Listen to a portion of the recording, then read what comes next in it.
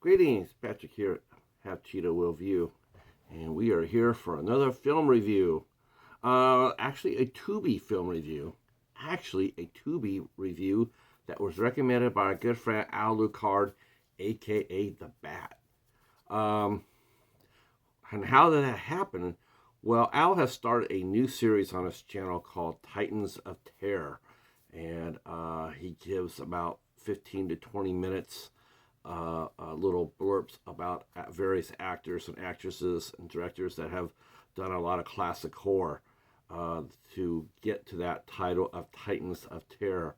So I caught the one that he did for the recent one he did one for an actress named Madeline Smith, and I commented that she was quite striking.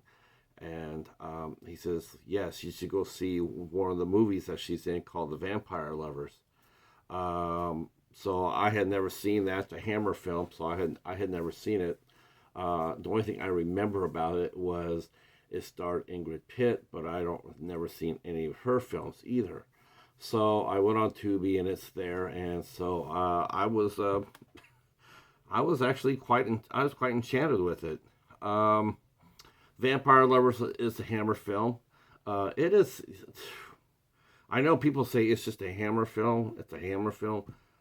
This film is a lot more than that. This thing is star packed. Not only did you have the lovely, and I do mean the lovely Ingrid Pitt, who actually could have probably passed for Sophie Marceau's mom or older sister. Not only was Ingrid Pitt in this movie, but this is the first film for John Finch. John Finch would end up go on to have an excellent career. This was actually his first role. The director was Roy Ward Baker. Roy Ward Baker, or Roy Baker. He had a magnificent career, directing many hits, including the classic A Night to Remember, which was, for a lot of people, the ultimate Titanic movie. That was just one of many classic films that he worked on. And also in this film, too, we also see a Hammer staple, Peter Cushing. But Peter Cushing in a different type of role. A lot of times people remember Peter Cushing more as a bad guy, but he is actually a good guy in this movie, and it's pretty cool to see, actually, because you're so used to seeing him being the bad guy, being a heavy. So always interesting to see that. So and of course this also features the lovely Madeline Smith, who we talked about too. So the plot starts in 1794 in a small European country, and there's a voiceover by Baron Hartog, and he's saying how vampires exist, and one of them killed his sister, so he is getting his revenge, and he does. He manages by the slimmest of slims to manage to kill the vampire that killed his sister. Now, the vampire in mentioned was not a male; it was a female, and this is what the Vampire Lovers is probably best known for, was pushing the lesbian angle probably further than it had been pushed before in the mainstream film. There was a lot of girl on girl action. Not explicit, but I mean there was enough to know, if you have any sort of imagination, you definitely know what was going on. So the General Baron von Hartsburg, he kills the vampire. Then several years later, we meet our main antagonist, I should say, and that is Marcella, also known as Camilla, and that is played by Ingrid Pitt. And we're really not really sure what her relationship is with the Countess. The Countess seems to be taking. We're not sure if she's a vampire herself, or is she Camilla's familiar, a disciple. We just don't know. But all we do know is that the Countess takes Camilla to various wealthy homes, drops them off, and then she causes all sorts of havoc, killing a lot of people. and including her taking the name of Massilia, and she ends up killing the young niece of General Spieldorf, who's played by Peter Cushing. And the niece slowly goes, she starts seeing these nightmares, and what she doesn't realize is that she's being fed upon at night. Now, I do have a problem with this right here in the nightmare.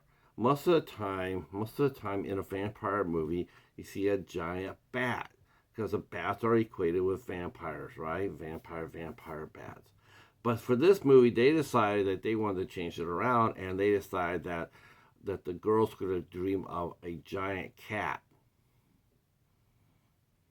Yeah, okay. So I don't know how that works. How do you dream of a giant cat when it's mostly bats and vampires? I mean, a cat would eat a bat. That would be like, I don't know. Maybe Al could discuss. Maybe we can discuss it one of these days. But anyway, the cats are being blamed for these terrible nightmares, while the young victim, such as Laura, is fed upon by the vampire, or Marcella, and then she finally dies. And so when they go to talk to Massilia, she is actually vanished. And next thing you know, she's back with the Countess, and they worm their way into another wealthy household. I know, right, Paladin? Paladin's just talking about the bat thing too. So now they reach the Morton residence. They've arranged to have a fake accident, and the Countess says, "Could you please take my niece Camellia into your house while I make some family, I make some have errands to run. My brother died or something like that." So of course Mr. Morton says yes, and we meet his daughter Emma, and Emma is played by Madeline. Man, Madeline was beautiful too. Both of them are beautiful. Madeline Smith was the actress who played her, and she's just stunning. No kidding about that. Crazy Cheetah. He's upset about this. He really is. That's funny. That's funny.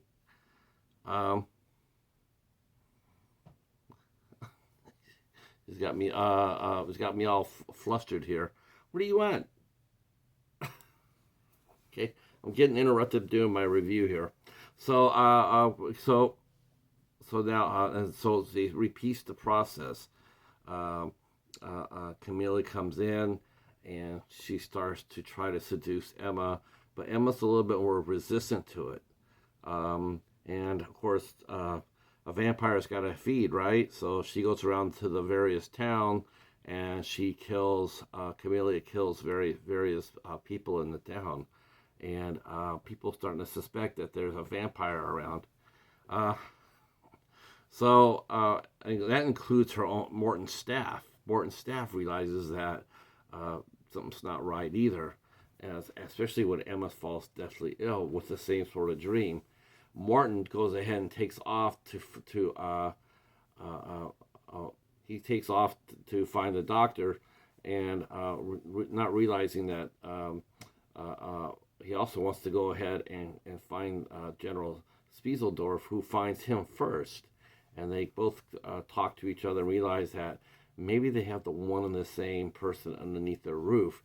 The staff tries to save Emma by using various wards and to stop a vampire, but Camilla seduces them. She seduces both. Seduces the lady of the house, the Madame Poirot. I don't think that's the name. Peridot, and Rexton, the butler, who actually gives a really good performance. He tries to help Emma, and he suspects that Mademoiselle Peridot is actually the vampire, not knowing that it really is Camellia. But Camellia has seduced him as well, and so now Emma is going to be back in mortal danger. So Morton and Spiesendorf, they meet General Hartog, and he tells them what has to happen. So it's a race between trying to kill the vampire Camellia before she ends up killing Emma, because Emma is not for very long in this world, and we do see that Emma's fiance does ride to the rescue and holds off Camellia long enough for her coffin to be found and for her to be destroyed. All right. So, like I said, what did I think about this film? Wow, I liked it. I liked it a lot. I thought it was a really good story. I mean, yes. Wow. I mean, there's some. Those are some. I can understand why a lot of people, when they talk Hammer films, they talk about the girls in the movies. I can understand that now because holy crow, Ingrid Pitt was just amazing. But the movie itself was really good. And, I mean, just had a really good, strong story. It was a very comprehensive story. And quite honestly, you really sort of feel sorry for Camellia. It's not like it's not like she's 100% evil. Um, a lot of vampires, when they get turned, they become what they are despite them. I mean, they're doing things that they don't want to do. Um, well, some, they volunteer, turn me, but they don't understand what they're asking for. So a lot of people, and you don't know if the Countess was the one who turned Camellia or not, or like I said, just was her familiar or her disciple. But there was a melancholy about Camellia. There was never the real vindictive or vicious or cruel. She just was being a vampire, and I think at the end, where they're going around and they're killing all these vampires in their coffins, the one thing I really noticed right off the bat when they were doing this was the vampires, when they died, they had a sense of relief, and that included Camellia. It wasn't a lot of fighting or a lot of like tooth and nail. It's like they staked them and decapitated them. But when they staked them, when they died, they didn't like rise up to try to save their lives. It was almost like thank you, because who wants to live like that for hundreds of years? Um, the cast, like I said, is absolutely stellar. All-star cast. John Finch, his first role. Peter Cushing, of course, would end up becoming a major star. Um, and the rest of the cast too was very, very strong. And the sex scenes themselves, by today's standards, are very, very tame. Though there is one scene with Ingrid Pitt in a bathtub that would hold up against any vampire movie today. The lady was pretty well spectacular. Um, I liked it. I thought it was, like I said, I liked it. I thought it was a lot of fun. It was smartly directed, very well directed, as a matter of fact, based off a story by Tudor Gates. But Roy Ward Baker is a master director. Kept the pacing on strong. A lot of, not too much gore, just a little bit, considering it's 1970. Um,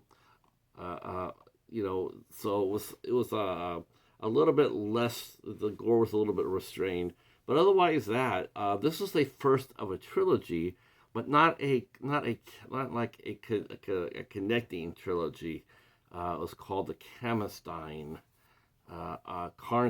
trilogy, and it also had Lust for a Vampire, that came out in 1971, and Twins of Evil, which also came out in 1971, and it still stars some of the same people, but in different characters. Not anybody follow from one movie to the next. Um, I guess I will try to watch those too and tell you what I thought about those two as well. But you can find The Vampire's Lover playing for free on Tubi. I would like to get this person, on a DVD or a Blu-ray if I could. That was a lot of fun. I'm not really much into big vampire movies, especially when they use cats as, as the bad guy. But I do this one. All right. Well, thank you for watching. If you've seen any Hammer movies, let me know down in the below in the box, the commentaries. What's your favorite Hammer movie? Who's your favorite Hammer vampire? Who's your favorite Hammer babe? I think I already know the answer to that, but I'll still ask it anyway. And if you have seen The Vampire Lovers, what was your thoughts about it? So I'd like to hear your thoughts. Yeah. My thanks to Al Lucard for giving me the heads up to watch this one. I enjoyed it very much. And thanks to you for watching as well. And we will talk soon. Peace.